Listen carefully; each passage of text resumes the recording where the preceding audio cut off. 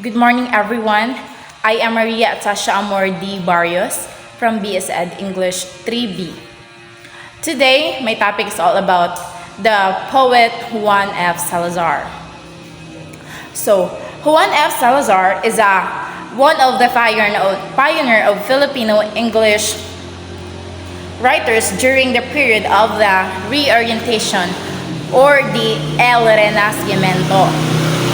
So, Juan Salazar is also born on January 2, 1889 in San Roque, Cavite. He is a writer and also a reporter of El Renacimiento and the other one, the La Democracia. La Democracia is known as, in English term, it is democracy. The democracy. The democracy is he is a reporter of La Democracia, which means democracy. La Democracia is a kind of newspaper. It's a kind of a broadcasting channel of a newspaper. And also the El Renacimiento is also a newspaper. It's a kind of newspaper from the American period. So let's proceed. And Juan F. Salazar is also a copy reader of newspapers. Before he became a reporter of El Renacimiento and La Democracia, he worked in Alaska as salmon canneries. Salmon canneries is it's like a fishing boat. It's a fabrica of fishes. It's like a fishing boat. But suddenly he died on 1919 due to pneumonia. So let us proceed to our main topic, which is the two literary pieces of Juan F. Salazar, My Mother and Air Castle. But before we proceed to the poem that we are going to read, let us have the vocabulary for you to know the difficult words that can be found in the poem. First, we have girlhood. Girlhood means teenage days of a girl. Precious means valuable. Wayward, rebellious. Reckless, careless. Cruel, brutal. Wrinkled, rogue. Twisted, hook.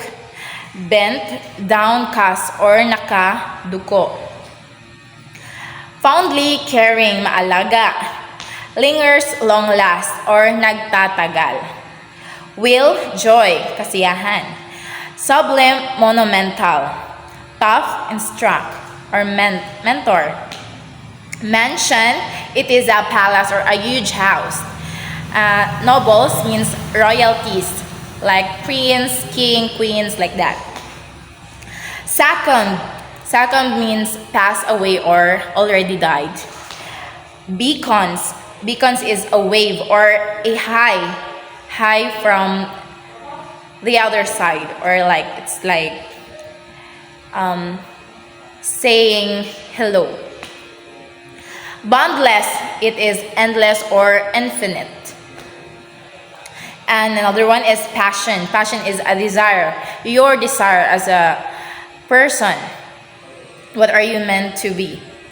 Dwells means to stay or to live in. Deals means green valley or hills.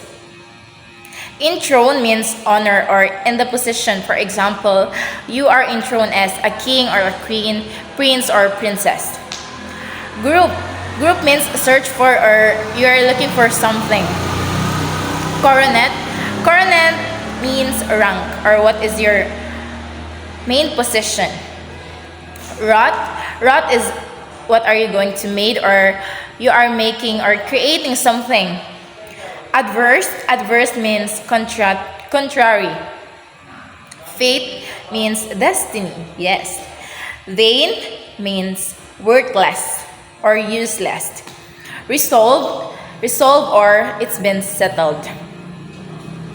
So, let us all start to our main topic, which is the poem about My Mother by JUAN F. SALAZAR. It is published on 1909. My Mother. I will read to you the first stanza of the poem My Mother, and after that I will going to tell you what is the poem all about. So first stanza. I wish to write of my mother loving and kind, who to me more than any other is the idol of my mind. She cared for me in my girlhood with a care that can never be told, and that love is the years of womanhood is even more precious than gold. The first stanza talks about a mother's love to her daughter. The first stanza establishes the deep love and admiration. The speaker has to say that her mother, he describes her as a loving, kind, caring, which means she idolized his mother so well, because her mother is such a loving mother that we all wanted to be had. The speaker reflects on his mother's care during his childhood, which he believes this is very invaluable and even more precious than gold in his adult years. So he's longing for something like when he was a child, he always felt being loved and cared by her mother, which is, he really missed of it because her mother already passed away. Okay, let's proceed. Second stanza. I was often wayward and reckless, but she loved me just the same. And when I was cruel and heartless, her heart condemned the same. No task was too great for the fingers. Now they're wrinkled, twisted, and bent. My memory fondly lingers. Oh, her ministries heaven sent. Her beautiful ribbon traces are fading to winter's gray. But the will of her curses grows greater every day. And the second stanza, the speaker acknowledged his own flaws and mistakes, admitting to being wayward. What is wayward? Wayward, we are already unlocked the word wayward earlier. Wayward means rebellious. It's like matigas ang ulo, pasaway. It talks about being reckless. Even he's reckless, he's cruel and heartless at that times. However, he emphasized that his mother's love remained unwavering, and her heart forgive him and love him whatever it takes. He told in this poem that however what he did, her mother always loved him the same way. The stanza was also mentions the physical fall that time has taken on the mother. With her fingers, now is already wrinkled, twisted. Like when you are getting older, your skin are something like kumukunot siya, or it's like, and your hair is turning gray because you're getting older. And let's proceed to the next stanza. Her face like an angel grow brighter with the passing of the years, and her voice makes the dark place lighter as she wipes away my tears. My mother, My beautiful mother, thank God for your life's sublime. You have taught us sisters and brothers the noblest lesson of time, that for others our lives should be given, that our action should always be right. Your reward is secured upon in heaven, a crown and the mansions light. So the last stanza. The final stanza focuses on the mother's aging and the continued growth of her love and wisdom. The speaker notes that her once beautiful raven traces are now fading to gray, but the impact of her careness, both physical and emotional, only grows stronger with the time. So the love and care must always be stronger and more stronger, even on the aging days of her mother. Her face is described as growing brighter, and her voice is said to bring light to dark places as she comforts her child and wipes away their tears. So it's not like literally that her mother is brightening. It is the way of expressing that her mother is always right beside him through dark days, through ups and downs, highs and lows. So the poem, My Mother, concludes with grateful acknowledgement of a mother's teaching and the noble lesson she has imparted to her children. The speaker believes that by giving their lives for others and always striving to do what is right, they secure a reward in heaven symbolized by own and the mansion's light. So, all about the story, it always talks about how a mother's love toward her child or his child. So, let's proceed to the next poem.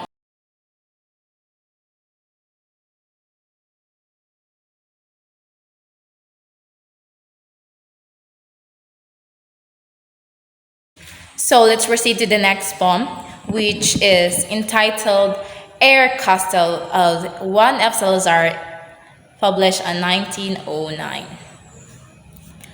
My life tomorrow beckons me from distant mountains, high and low. My future seems as a boundless sea, where moving fashions come and go. So the first stanza is about the dream of the author and how the piece expresses the journey of the dreamer. The poem begins by expressing how the author perceived life and acceptance in his situation. The tone of the first stanza is serious, expressed hope about his life journey. Let's proceed. Next stanza. Deep in my heart, ambitions dwells. He cheers me off the highland and guides me through the hills and deals, wherein I pass the busy days. And second stanza, we all have our ambitions in life, of course. Their ambitions may help us to survive and to continue in life. Ambitions, for some, serve as inspiration to perceive and overcome all our trials and circumstances in life. The poem shows that our ambitions have become the source of strength of the author as described in the second stanza. So next stanza. I cannot write with Shakespeare's pen, but I can love with Shakespeare's heart. I love his skills, his craft of men, his mastery of poet's art. The third stanza. Ambition sometimes influenced by people we admire and look up to. The author shows how he admired Shakespeare's. Thus, the author aims to show how Shakespeare influenced us by his works, feelings, and his attitude of his own craft of art. The way the author expresses his own craft, Shakespeare is of high regard as mentioned in the third stanza of the poem. So it's all about how the writer or the speaker of the poem admires really well to Shakespeare's works. So proceed. I do not care for fame, has he.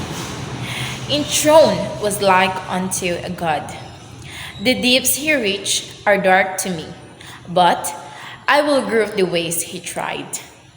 So next stanza, the author expresses how Shakespeare's success cannot be compared with his try to have same spirit that of Shakespeare.